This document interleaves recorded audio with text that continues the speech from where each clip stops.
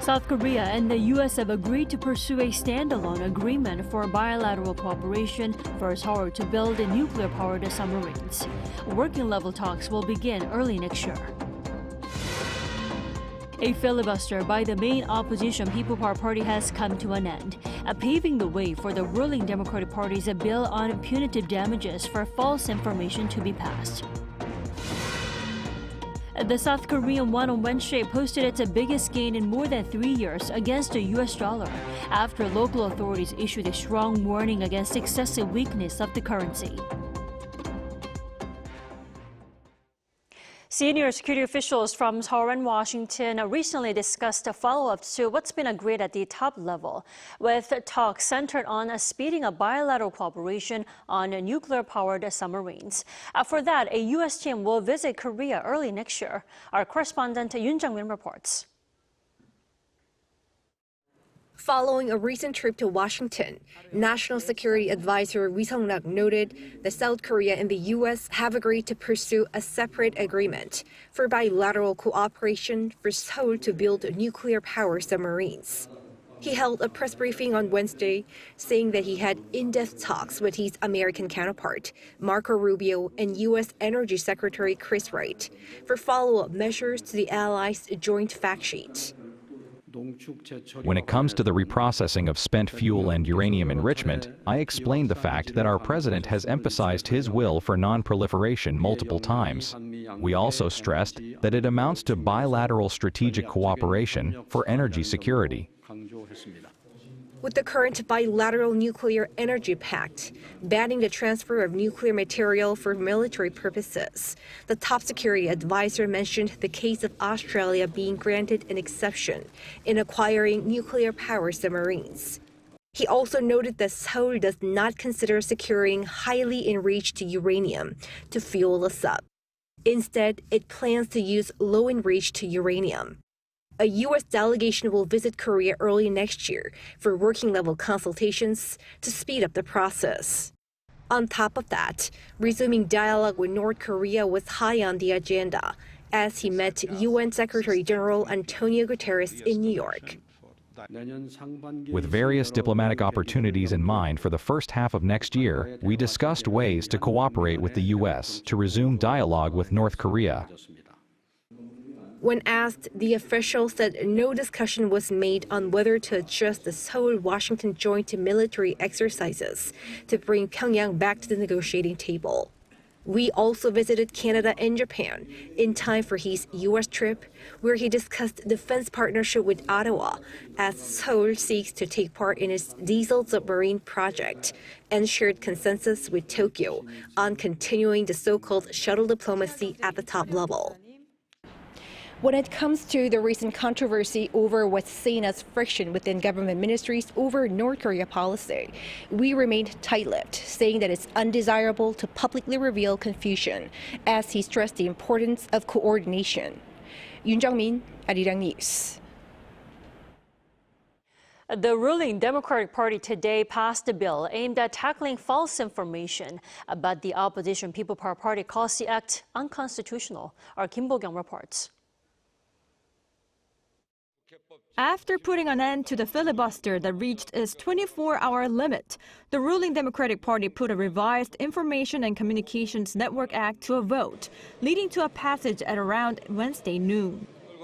I hereby declare that the amendment to the alternative bill for the partial revision of the Act on the Promotion of Information and Communications Network, Utilization, and Information Protection has been passed, with 170 votes in favor, 3 against, and 4 abstentions, out of 177 members present.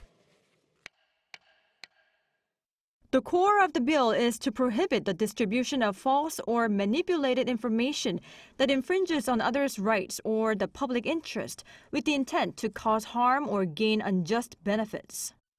It includes a clause to impose punitive damages of up to 5 times the victim's losses on those who intentionally spread false or manipulated information. The People Power Party lawmakers boycotted the vote, and the party's floor leader said the bills, including one to establish a special tribunal dedicated to insurrection cases that passed the plenary session on Tuesday, are clearly unconstitutional, and that the party will urge the president to veto. The ruling Democratic Party had unilaterally passed a bill on Tuesday to set up a special tribunal to handle insurrection cases stemming from former President Yoon Suk-yeol's martial law declaration. I hereby declare that the amendment to the Special Act on the establishment of a special martial law tribunal and the protection of whistleblowers regarding the martial law bid by Yoon Suk-yeol has been passed. Lawmakers voted 175 for and 2 against, with 2 abstentions, as the People Power Party boycotted the vote. The bill calls for the establishment of at least 2 special tribunals, each at the Seoul Central District Court and the Seoul High Court, to handle cases of alleged insurrection, treason, and rebellion. Accusing the DP of trying to take control over the judiciary, the lawmakers of the PPP had staged a filibuster to block the bill, with the party's leader Jang Dong-hyuk setting a new record for the longest filibuster speech, speaking for 24 hours, only to be stopped on Tuesday noon. Kim Bo-kyung, Arirang News. South Korea's presidential office is returning to its former name, the Blue House or Cheongwade, from next Monday after more than 3.5 years. The presidential spokesperson's office issued a notice on the matter to reporters on Wednesday afternoon. It added that the presidential flag bearing 2 phoenixes, currently flown at the Yongsan presidential office, will be lowered at midnight on December 29th. At the same time, the same flag will be raised at the Blue House.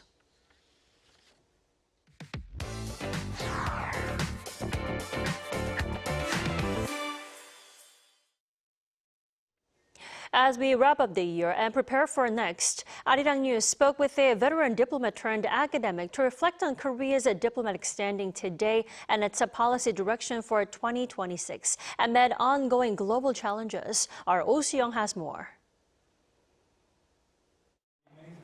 South Korea's expanding global role is bringing new diplomatic leadership expectations as cooperation with the European Union takes on greater strategic importance. Michael Reiterer, a former European Union ambassador to South Korea and now a professor at the Brussels School of Governance, specializing in Northeast Asia's geopolitical dynamics, said South Korea's economic and democratic standing is driving new expectations. What is essential is that Korea takes up shoulders the responsibility which comes when you are the 10th or 11th largest economy in the world. That brings responsibility. And one of the responsibilities is that you have a broader outlook on the region and on the world. A broader outlook is necessary as Washington's latest national security strategy brings about geopolitical uncertainty, as the document's omission of crucial security matters raises questions about how the United States views partnerships with its allies. Concerns are growing across Northeast Asia and Europe as North Korea and Russia deepen military cooperation. Amid Russia's war in Ukraine, Pyongyang has supplied artillery and troops to Moscow, and in turn has received political and technological support that could potentially enhance the North Korean regime's weapons of mass destruction. Here, coordination is essential between Seoul and Brussels. The European Union is supporting Korean policy on the Korean Peninsula in order to achieve peace and also to work towards stability, where denuclearization remains a long-term goal. While countries increasingly pursue self-reliance and nationalism, Reiterer stressed that cooperation is key. Strategic autonomy, I must admit I don't like that term. I prefer to talk about strategic responsibility. Responsibility means you have to take action. You have to be an active part. We need rule of law. We have to avoid that we have a policy of might is right. And I think this is something where European Union and the Republic of Korea can work hand in hand, as other strategic partners in the region, for instance, Japan.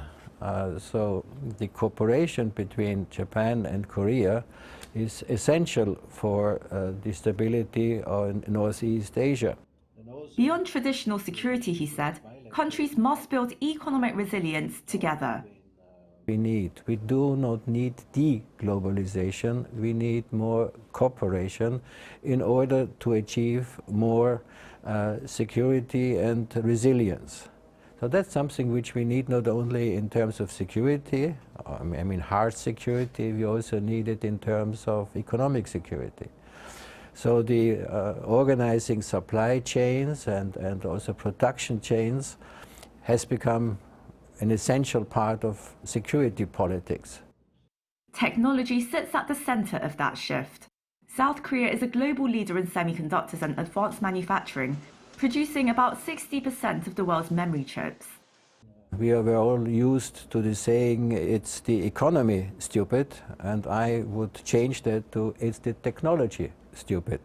And there, Korea is not stupid because it is a leading country, and if the European Union and Korea join their efforts, I think that can make a contribution and also to the security of both countries. South Korea has joined Horizon Europe, the EU's €95 billion research programme. Seoul and Brussels are also preparing to launch the EU-Korea Technology Council at a ministerial level.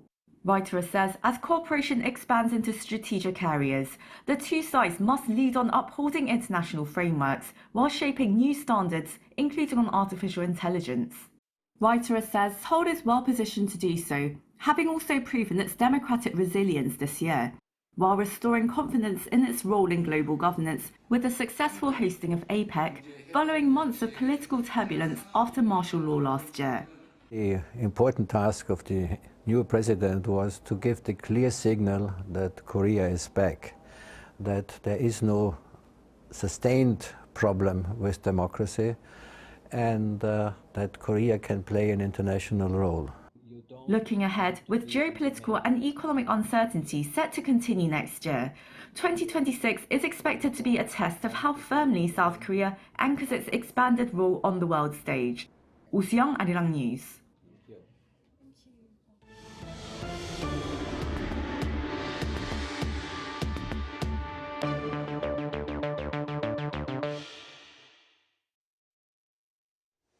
The South Korean currency has regained some ground against the U.S. dollar, following related measures by relevant authorities to stabilize the foreign exchange market.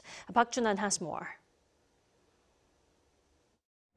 Foreign exchange rate bodies here have announced that action would be taken to stabilize the country's FX market. The Ministry of Economy and Finance and the Bank of Korea said in a joint release on Wednesday that a weak Korean won was not desirable, and the government's commitment to addressing this would be seen soon.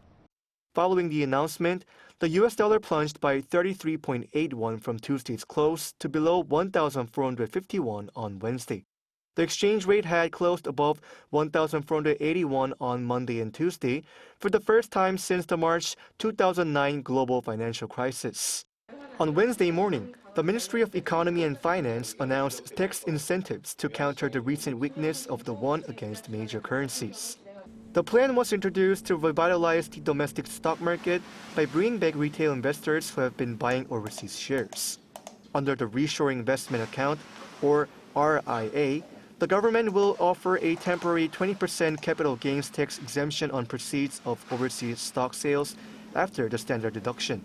To be eligible, individual investors have to sell their foreign shares held as of December 23rd, convert the proceeds into Korean won, and reinvest them in domestic equities for at least 1 year. The ministry said that specific figures for the tax benefits will be finalized after further review. In a separate meeting, Deputy Finance Minister for International Affairs Choi Ji-young warned market participants to be mindful that expectations of further depreciation of the won could lead to unfavorable outcomes. The government expects Wednesday's plan to redirect part of the end of the third quarter value of retail overseas holdings, totaling $161 billion, back into domestic markets, easing concerns over the won's weakness while strengthening support for the benchmark Kospi, which is up 71% to date this year. Park Jun-han, Arirang News. The South Korean government has decided to extend fuel tax cuts for 2 more months in an effort to stabilize the fuel prices amid a recent surge in petroleum prices led by the weakening Korean won. The cuts reduce gasoline taxes by 7% and diesel and liquefied petroleum gas by 10%. The government announced that the measure will be extended to the end of February next year, saying it's expected to keep prices down by 57 won per liter for gasoline, 58 won for diesel, and 21 for LPG. Meanwhile, tax cuts on individual car purchases have also been extended by 6 months as part of efforts to support a vehicle sales recovery. The tax rate, originally set at 5%, has been lowered to 3.5%.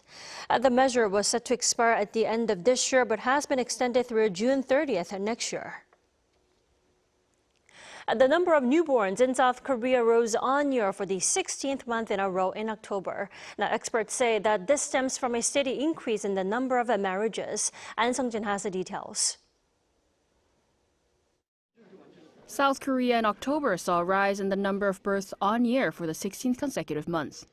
According to the data ministry on Wednesday, the number of newborns in October 2025 reached 21,958. That's a 2.5% increase compared to the same month last year. It also marks the highest number for the month of October since 2020.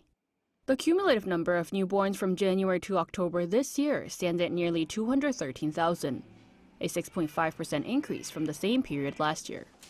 The numbers dipped in 2023, figures began recovering in 2024. If the current momentum continues, 2025 as a whole may mark the second consecutive year of growth. An official from the data ministry said that as the number of marriages has been in an upward trend for 19 consecutive months, the number of newborns may have also been positively affected. One expert noticed something similar but offered caution. Childbirths and marriages that were postponed during the COVID-19 pandemic are resuming, but what's noteworthy is that the birth rate is gradually slowing. This might suggest that the momentum for postponing childbirths is fading. October saw nearly 20,000 marriages, a slight increase of 0.2% on-year. Meanwhile, the total fertility rate, the average number of children a woman is expected to have in her lifetime, rose to 0.81 in October, an increase of 0.02 from a year earlier. An Sung-jin, Arirang News. President Lee Jae-myung met with patients suffering from rare diseases and their families this Christmas Eve and promised greater support.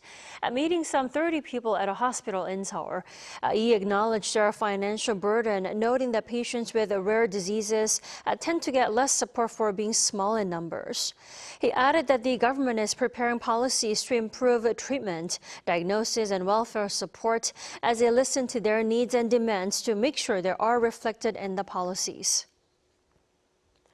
Following his order of a complete blockade of sanctioned oil tankers to and from Venezuela, U.S. President Donald Trump now says the airspace around the Latin American country should be considered closed. Yoon-jin reports. U.S. officials and flight tracking data confirmed on Tuesday that the U.S. moved large numbers of special operations aircraft, troops, and equipment into the Caribbean this week as U.S. President Donald Trump continues to build pressure on Venezuelan President Nicolas Maduro. A U.S. official said at least 10 CV-22 Osprey tilt-rotor aircraft, which are used by special operations forces, were flown into the region on Monday night. Flight tracking data confirmed that a C-17 cargo aircraft also arrived in Puerto Rico on Monday.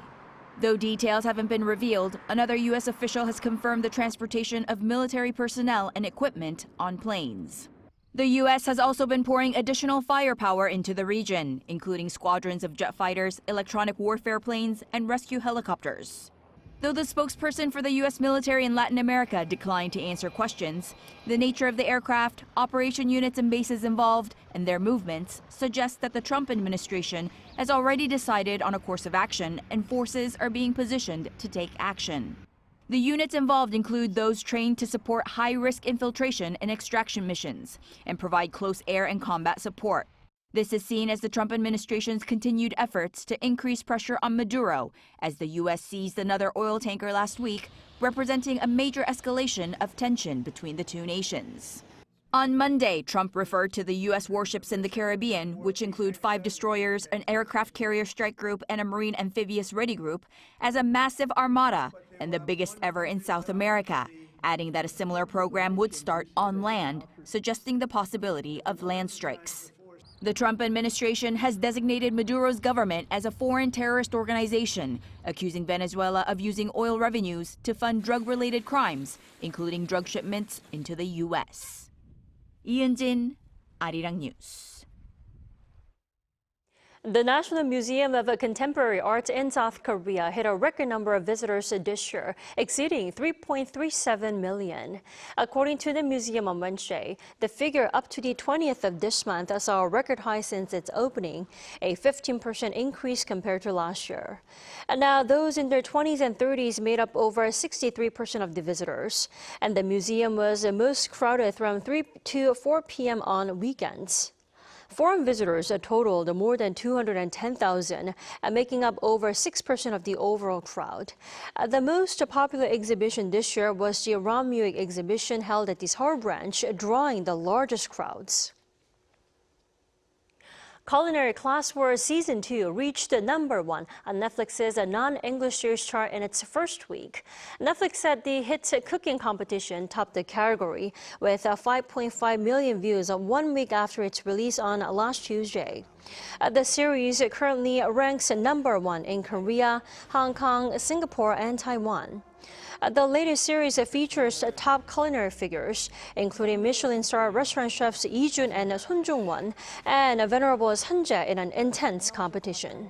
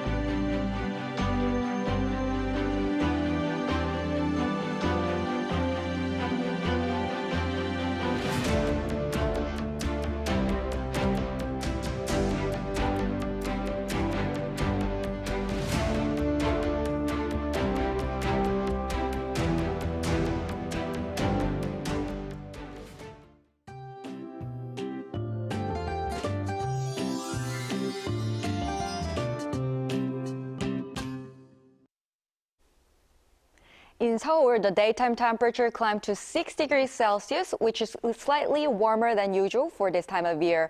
However, don't get too comfortable. A powerful cold snap is on its way for Christmas Day tomorrow.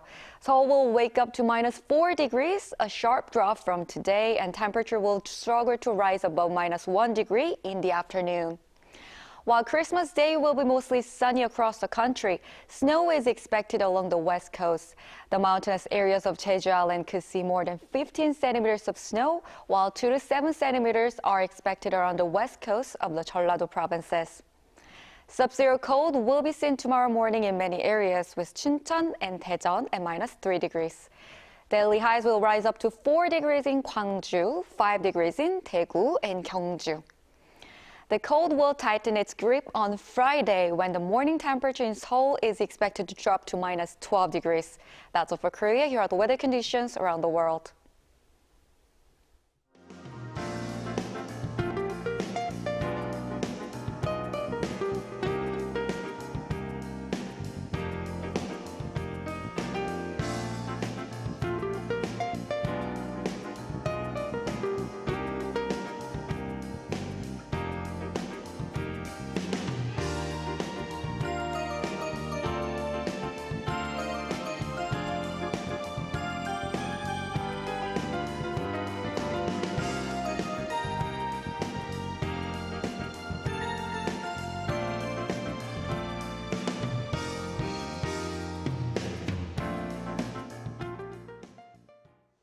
That is all we have for tonight. I'm Kim Dami. Thanks for watching and Merry Christmas.